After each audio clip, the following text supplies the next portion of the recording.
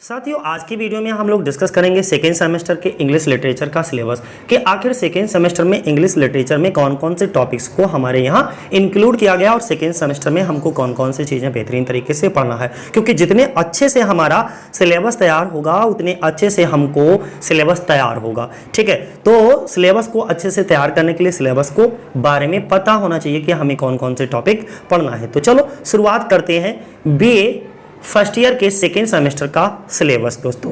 तो चलो सबसे पहले सारा प्रोसीजर पहले जैसा ही है। आपके क्या होगा इसको हमें बताने की ज़रूरत नहीं है। 37.5 नंबर में यानी कि 37.5 में क्या होगा, आपका रिटन एग्जाम होगा। 5 मार्क्स का असाइनमेंट, प्रोजेक्ट या प्रैक्टिकल लिया जा सकता है और 7.5 यानी कि 7.5 नंबर में आपका एक क्लास में टेस्ट लिया जाएगा, उसका होगा। ठीक है, बाकी ये आपका पूरा पोएट्री सेक्शन होगा सेकेंड सेमेस्टर में। अब हमें पोएट्री सेक्शन में पढ़ना क्या क्या है इंग्लिश लिटरेचर में। ठीक है, क्योंकि फर्स्ट सेमेस्टर के एग्जाम अभी हमारे खत्म हो गए हैं, तो सेकेंड सेमेस्टर की तैयारी बेहतरीन तरीके से शुरू कर देना है। और एक चीज़ बता दूं कि हमारे यहाँ ऑफलाइन, अगर आप बरेली से बिलोंग करते हो, ठीक है, तो बरेली में हमारे यहाँ ऑफलाइन क्लासेस स्टार्ट हो गई हैं BA first year second semester की। अगर कोई ज्वाइन करना चाहता है तो उसे कर सकता है। दूसरा, अगर हम बात करें कि हमारा जो इंग्लिश पोएट्री का सिलेबस है वो कितनी यूनिट्स में डिवाइडेड है, टोटल 4 यूनिट्स में डिवाइडेड है। हम बता देते हैं, देखो फर्स्ट सेकंड एंड ये क्या है, 4th यूनिट। ठीक है, ये 4th यूनिट में फर्स्ट पेपर हमारा डिवाइड है। फर्स्ट पेपर पूरा पोएट्री का होगा, ध्यान बनाए रखिएगा। अब पोएट्री में हमको क्या क्या पढ़ना है, एक चीज़ और ध्यान बनाए रखना है कि भाई जो फर्स्ट यूनिट होगा हमारा, उसमें फर्स्ट यूनिट में क्या क्या चीज़ें पढ़ना है। फर्स्ट यूनिट में आपको कुछ नहीं पढ़ के जाना है, सिर्फ फॉर्म्स ऑफ पोएट्री पढ़ के जाना है। अब फॉर्म्स ऑफ पोएट्री क्या होती हैं, जैसे the sonnet, the elegy, the ode, the epic, the ballad, the lyric, the dramatic monologue और एलिग्री। तो ये इतने तरीके के हमको फॉर्म्स पढ़ करके जाना है। कितने तरीके के, sonnet, elegy, ode, epic, ballad, lyric और ड्रामेटिक मोनोलॉग, एलिग्री। अब ये सब चीज़ें क्या होती हैं, मैं इन सभी चीज़ों पर एकदम डिफरेंट बहुत ही बेहतरीन टेक्निक से आपको एक सेपरेट हर एक टॉपिक पर पूरा सेपरेट वीडियो बना करके दूंगा। यानी कि सोनेट पे अलग होगा हमारा, एलेजी, ओड, ये सब क्या होता है, इनका जो है ऑरिजिनेटेड कहाँ से हुए हैं, यानी कि इनकी उत्पत्ति कहाँ से हुई, पूरा जिस तरीके से हमारे यहाँ पेपर में पूछा जाता है सेम उसी तरीके से उसी पेपर पैटर्न पे, ठीक है, सेपरेट वीडियो आपको बना करके दे दी जाएंगी।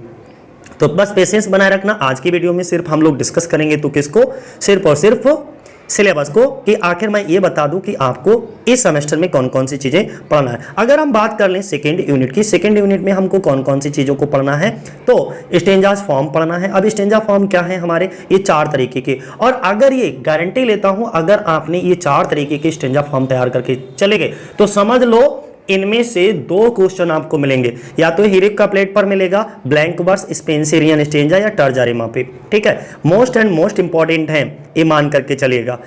फिलहाल ऊपर फर्स्ट यूनिट में भी से आपको बहुत कुछ पूछा जाएगा। सेकेंड यूनिट आपको सभी तैयार करके जाना है, सारे टॉपिक बेहतरीन तरीके तैयार करके जाना है। कोई भी आपसे पूछे सोनेट क्या होता है, ओड क्या होता है, एपिक क्या होता है, लिरिक क्या होता है, ड्रामेटिक मोनोलॉग क्या होता है, बैलेड क्या होता है, ये एलिग्री क्या होता है, ये सब एकदम तुरंत से आपको बता देना है। ठीक है, स्टेंजास फॉर्म में पूछे कि कितने तरीके के हमारे स्टेंजास फॉर्म होते हैं, 4 तरीके के, heroic couplet, blank verse, Spenserian stanza और टर्जा रिमा। ये सब होते क्या है, ब्लैंक वर्स क्या होता है, स्पेंसरियन स्टेंजा क्या होता है, टर्जा रिमा क्या होता है, या हीरोइक कपलेट क्या होता है, इस सब चीज़ों के बारे में आपको पता होना चाहिए। जब तक आपको बेहतरीन तरीके से इन सब चीज़ों के बारे में नॉलेज नहीं होगा तब तक आप किसी तरीके से बेहतर एग्जाम में परफॉर्म नहीं कर सकते। ठीक है, तो आपको ये सब चीज़ें अच्छे से पढ़ना होगा। अब थर्ड यूनिट की बात करते हैं, तो थर्ड यूनिट में हमको कौन कौन सी चीज़ें पढ़ना है।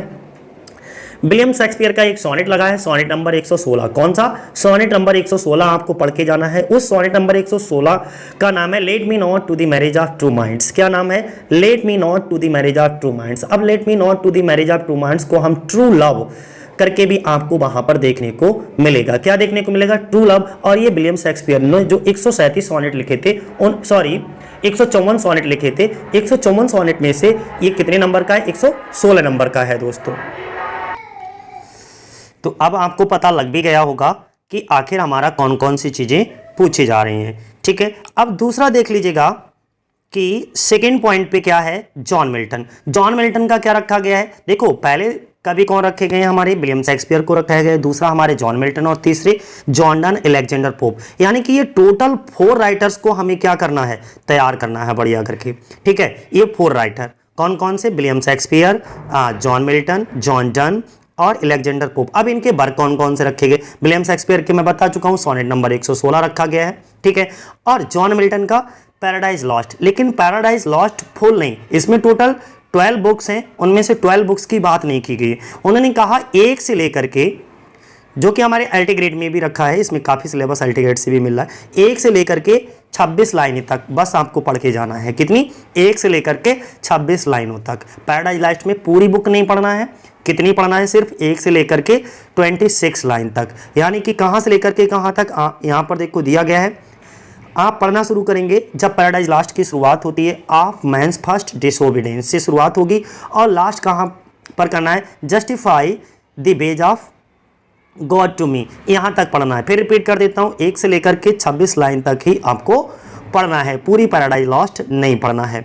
इसके बाद जॉन डन की बात करें तो प्रेजेंस इन अब्सेंस, बहुत प्यारी सी पोएम है इनकी, presence in absence John Donne की। अलेक्जेंडर पोप की अगर हम बात करें तो अलेक्जेंडर पोप की पढ़ के जाना है, फ्रॉम एसे ऑन क्रिटिसिज्म। यहाँ से भी 15 से लेकर 32 लाइन तक ही पढ़ना है, बाकी 15 से पहले नहीं पढ़ना है और 32 के बाद भी नहीं पढ़ना है। कहाँ से लेकर के? लिटिल लर्निंग से लेकर के आल्फ टू आल्फ्स तक, ठीक है, तो ध्यान बनाए रखिएगा। इसके बाद हम अगली यूनिट पे चलते हैं, यूनिट नंबर हमारी 4। यूनिट नंबर 4 में कौन कौन सी चीज़ों को पढ़ करके जाना है? थॉमस ग्रे, थॉमस ग्रे को हम प्रोनाउंसिएशन में टॉमस ग्रे भी पढ़ते हैं, ठीक है, तो चाहे थॉमस ग्रे चाहे टॉमस ग्रे, दोनों ही प्रोनाउंसिएशन इसके ठीक है।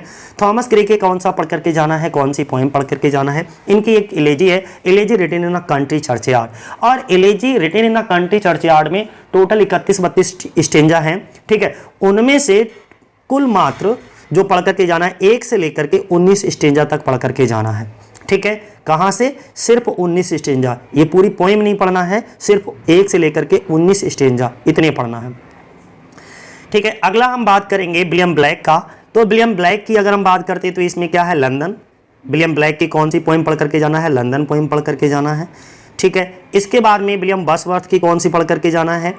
The world is too much with us, कौन सी पढ़ करके जाना है? The world is too much with us. और जॉन कीट की कौन सी पढ़ करके जाना है? ओ टू अ नाइटिंगेल, कौन सी पढ़ करके जाना है? ओ टू अ नाइटिंगेल पढ़ करके जाना है, ठीक है। तो जॉन कीट अच्छे से क्लियर हो गया, ओ टू नाइटिंगेल पढ़ेंगे हम लोग। विलियम वर्ड्सवर्थ में the world is too much with us पढ़ेंगे, विलियम ब्लैक की लंदन पढ़ेंगे, और थॉमस ग्रे की elegy written in a country churchyard पढ़ेंगे। तो सारी यूनिट अब आपको क्लियर होगी। एक बार देखो, फर्स्ट यूनिट में फॉर्म्स ऑफ पोएट्री, सेकंड में स्टेंजा फॉर्म, और थर्ड यूनिट में 4 राइटर कौन कौन से? William Shakespeare, John Milton, John Donne, Alexander pope. और फोर्थ यूनिट में भी हमको 4 राइटर पढ़ना है। 4 राइटर्स में से कौन कौन है? थॉमस ग्रे, विलियम ब्लैक और विलियम वर्ड्सवर्थ, जॉन कीट्स, ठीक है। इतने आपको पढ़ करके जाना है। ये तो हमारा फर्स्ट पेपर हो गया, फर्स्ट पेपर कंप्लीट, क्योंकि सेकेंड सेमेस्टर में भी हमारे कितने पेपर होंगे? टोटल 2 पेपर होंगे, और सेकेंड पेपर का होगा, सेकेंड पेपर समझिएगा, ये भी हमारा इंग्लिश पोएट्री का ही है, ठीक है। तो इसमें क्या क्या? इसमें भी हमारे 37 नंबर का ये सारा प्रोसीजर तो पहले जैसा है, बार बार बताने से कोई मतलब नहीं बनता, खाली टाइम किल करना है। अब इसमें क्या करके जाना है? देखो, सेकेंड पेपर यहाँ से हमारा शुरू हो गया है, सेकेंड पेपर ध्यान बनाए रखिएगा। सेकेंड पेपर में क्या क्या पढ़ करके जाना है समझ लीजिए जल्दी से। इसमें आपको पढ़ करके जाना है पोएटिक डिवाइसेस, पहले यूनिट, क्योंकि यहाँ पर भी जो ये पेपर है हमारा वो भी कितने 4 यूनिट में डिवाइड है, सेकेंड पेपर भी। तो फर्स्ट यूनिट में आपको क्या क्या पढ़ करके जाना है? फर्स्ट यूनिट में पोएटिक डिवाइसेस में क्या क्या स्ट्रक्चर पढ़ना है अच्छे से, टोन क्या होता है, थीम क्या होती है, राइम क्या होता है, रिद्म क्या होती है, सॉरी रिद्म और राइम क्या होता है, स्कीम क्या होता है, काइंड्स ऑफ मीटर बताना है, फिगर ऑफ स्पीच बताना, आयरनी बताना है, नेगेटिव कैपेबिलिटी बताना है। नेगेटिव कैपेबिलिटी का कॉन्सेप्ट किसने दिया है? Okay, kinds of meter, meter कितने प्रकार के होते हैं, फिगर ऑफ स्पीच टोटल पढ़ना है, आयरनी पढ़ना है, रिद्म पढ़ना है, राइम पढ़ना है, स्कीम पढ़ना, ठीक है। थीम, टोन और स्ट्रक्चर, ये फर्स्ट यूनिट में मोस्ट इंपॉर्टेंट चीज़ें हैं। सेकेंड यूनिट में अगर हमको कोई चीज़ पढ़ करके जाना है तो क्या पढ़ करके जाना है? 3 राइटर पढ़ना है। 3 राइटर की 3 लॉन्ग, बहुत लंबी लंबी पोएम्स हैं ये, ठीक है। अल्फ्रेड लॉर्ड टेनिसन की यूलिसिस पढ़ना है हमको, कौन सी? अल्फ्रेड लॉर्ड यानी कि A.L. टेनिसन की कौन सी पोएम पढ़ के जाना है? यूलिसिस को पढ़ करके जाना है। मैथ्यू अर्नोल्ड की पढ़ के जाना है, डॉबर बीच, और रॉबर्ट ब्राउनिंग की माई लास्ट डचेज। फिर रिपीट कर देता हूँ, अल्फ्रेड लॉर्ड टेनिसन की यूलिसिस, मैथ्यू अर्नोल्ड की डॉबर बीच और रॉबर्ट ब्राउनिंग की माई लास्ट डचेज।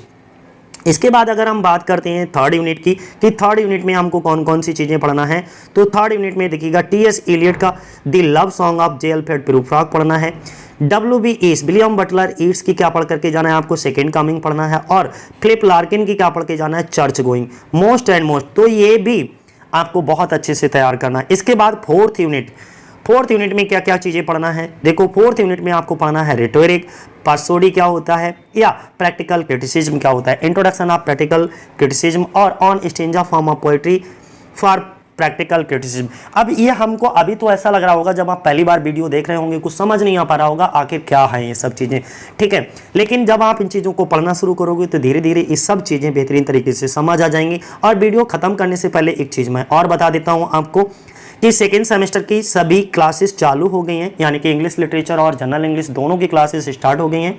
मॉर्निंग का टाइम है। अगर आप बरेली से बिलोंग करते हो या आसपास के कहीं क्षेत्र से बिलोंग करते हो और आप कोचिंग लेना चाहते हो, ठीक है, ऑफलाइन कोचिंग लेना चाहते हो फिजिकली, तो आप सरस्वती कोचिंग सेंटर दुर्गा नगर बरेली, जो कि दुर्गा नगर में है, वहाँ पर ज्वाइन कर सकते हो। ऑफलाइन क्लासेस हमारी चालू हैं।